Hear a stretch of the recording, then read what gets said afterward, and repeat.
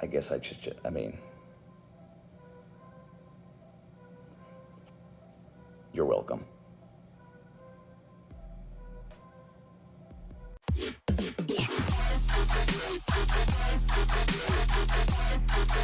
Here's your hosts of the MonsterCast, the Straight Edge Monster Jack and Ryan. Hype levels for Revolution, had they changed from the previous week? Now, we had last week at the end of the show, I had just mentioned in passing, hey, what's your hype levels for Revolution with only like 2 weeks away from the show, because it hasn't been getting a lot of, matches signed and all this stuff, a lot of announcements. And I believe you said 6 or 6.5, and I said 7, which was still low for me for AEW pay-per-view. Now, after having like a lot more matches announced, like 4 or 5 more matches announced, possibly another couple, what right now is your hype level with obviously we got the Iron Man match, right?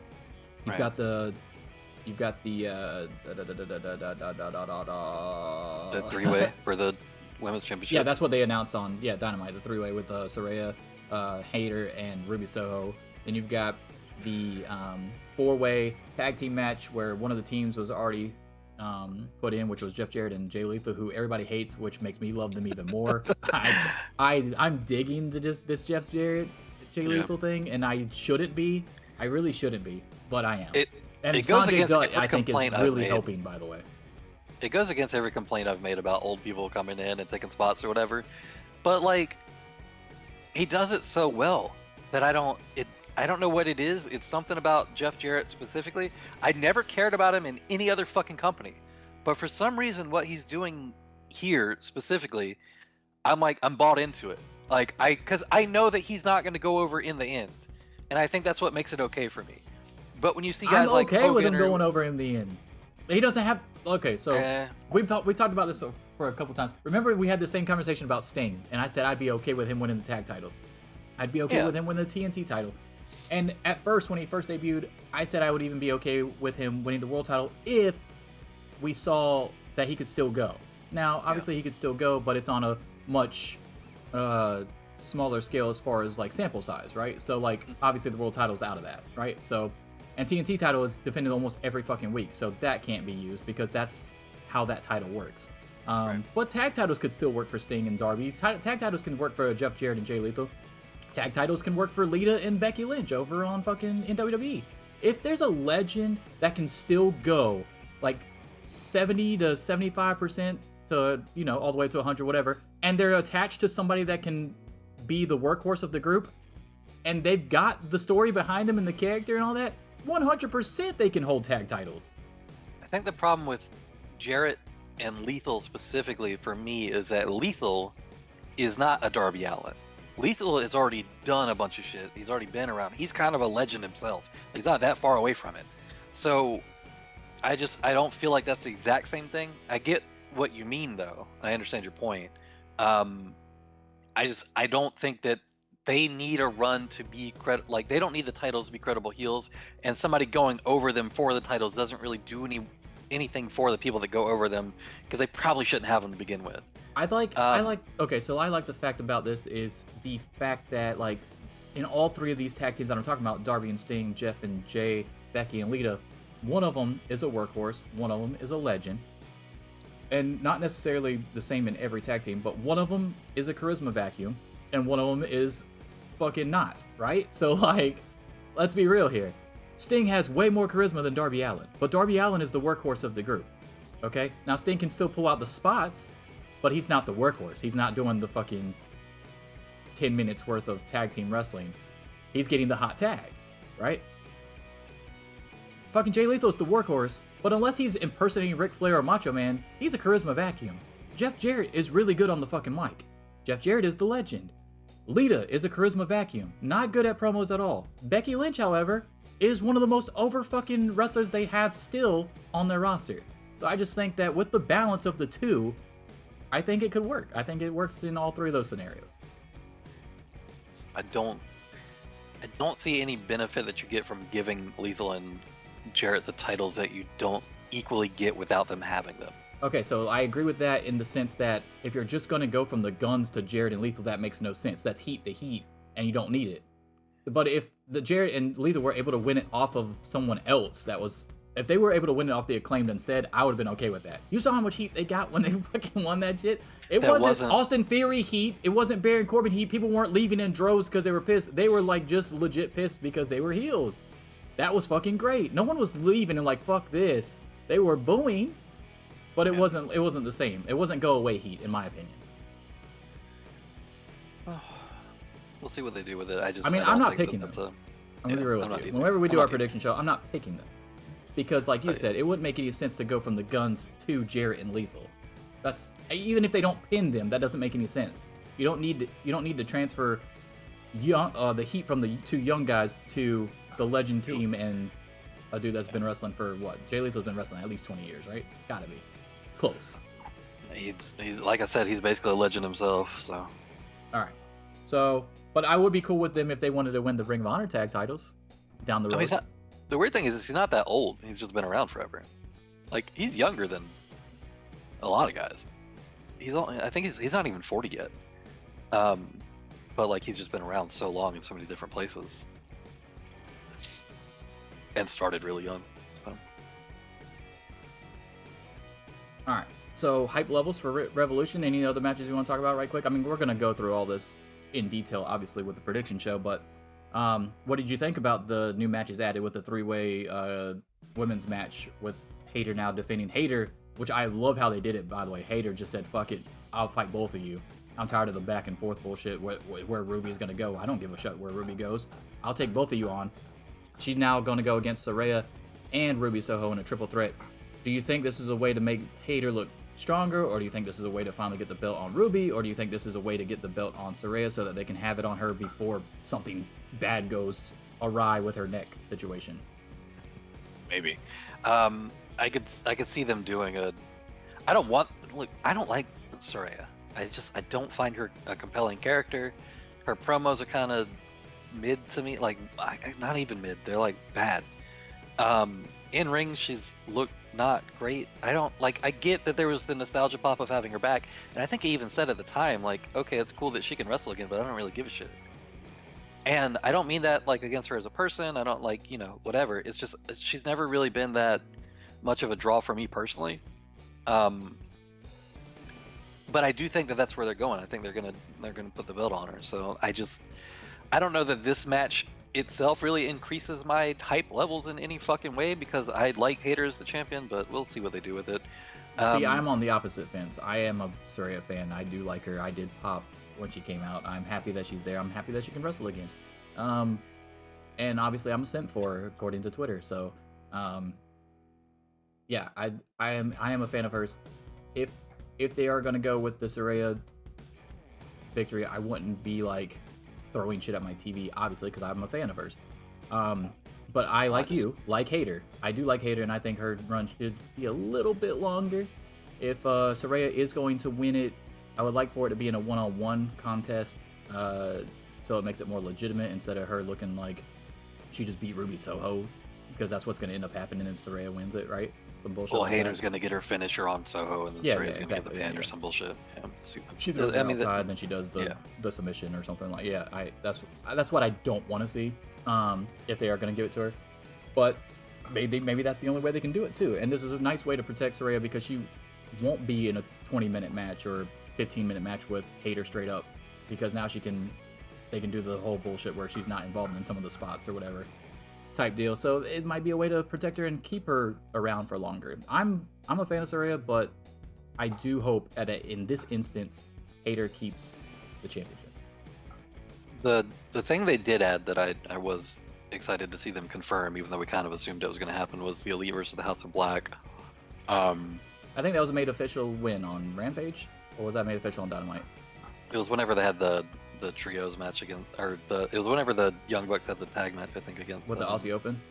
Yeah, that was the first match on Rampage. Okay, so that was a good match too. So there's a lot of stuff going around on social media right now about, is the Elite gonna lose the titles already? Let me go ahead and say this right quick. The trios titles are not made to have for a long time. Yeah. Okay. No one cares who the longest trios champions of all time were. By the time we get into AEW year 10, year 15, year 20, No one's gonna be like, hey, who's the best trios all time? It might be cool for one of our Mount Rushmore type deals or whatever. Who's the best 6-man team or trios team of all time?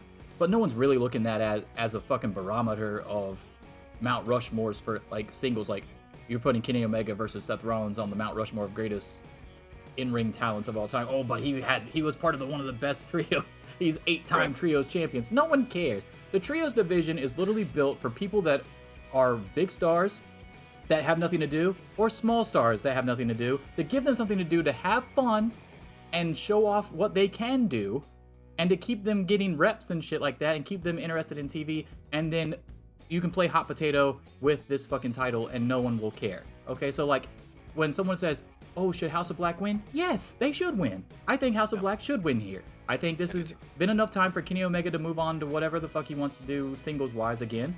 And he's had not only all the time off for the injury stuff, but with the contract coming up, if you want to utilize him one more time, if you think he might go somewhere else, then this would be a perfect time to do it if you did indeed add all the injury time back on, which is like around 9 months or whatever.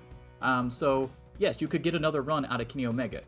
So, I don't understand what the whole thought process is, be like, oh, are they going to lose the titles already? Yeah, who cares? It's the Trios Championships. It's supposed to be fun to watch, not like...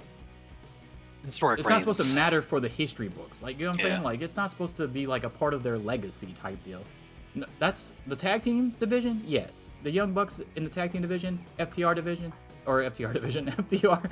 It was the FTR division for a little while. No, FTRs, all that stuff. As greatest tag team, sure. But no one's ever going to be like, oh, who was the greatest trios champion of all time? And that's, like, going to matter to anybody. So, yeah. I mean, and you look at, like, comparable sets of titles. You've got, like, the Never Openweight 6-man. You've got the Ring of Honor 6-man. Like, they're not, like you said, it's not meant to be WCW used to have the 6-man titles back in the day as well. Did they? Yep. I honestly don't remember They that. sure That's how did. much they don't matter. Not when you used to watch it. Not 1998 6-man titles. This is early 90s type stuff. Okay.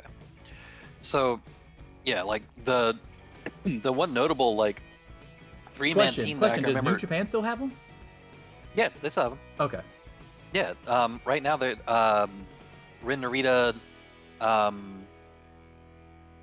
Suzuki, and Desperado have them. Weirdly enough. You know, it'd be cool because I just saw them kind of team up on Impact.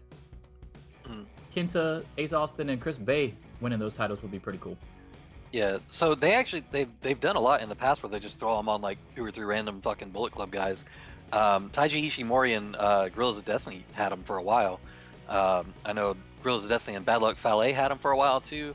Like that's literally what they used to do with them. Even there was a time when the Young Bucks had them with Marty Scurll. Like you're saying, like it's not a title that people like. You don't bring them up when you're talking about somebody's like historic reigns or whatever. I think the only 3-man team that I would mention as like having had them, and like mention it as part of the stuff that they've done in like an important way is probably when Evil, Sonata, and Bushi had them, because they had it multiple times. Like it was like a pretty dominant thing in their run. They had them for like almost a year at one point. Other than that, it's just like it's something to give trios matches stakes, and to put trios together to give people that don't have anything else to do something to do. Like, of course you don't have House of Black lose here. They just came back.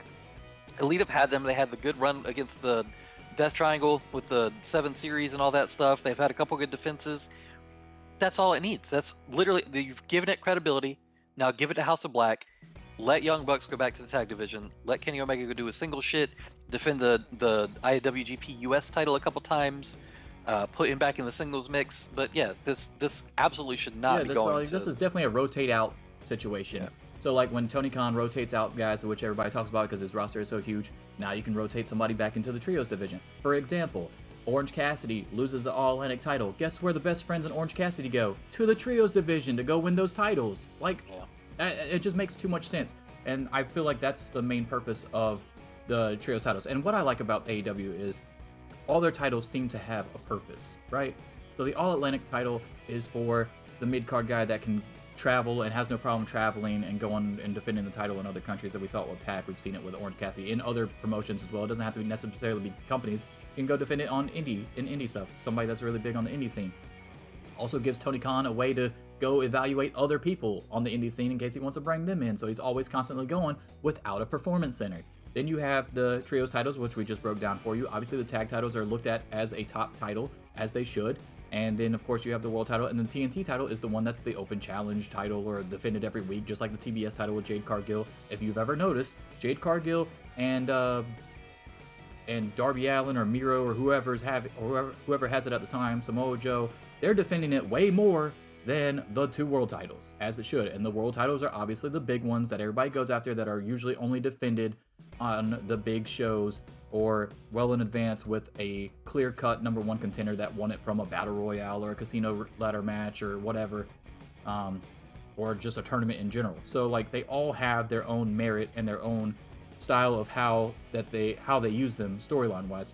So yeah, that's pretty much why I like their title situation more than I like WWE's, who just, hey, we're just gonna throw it on whoever, and they were more only really focused on the WWE Universal title with Roman, because right now we can't get it off of him, and we've got to figure out a creative way to eventually do this.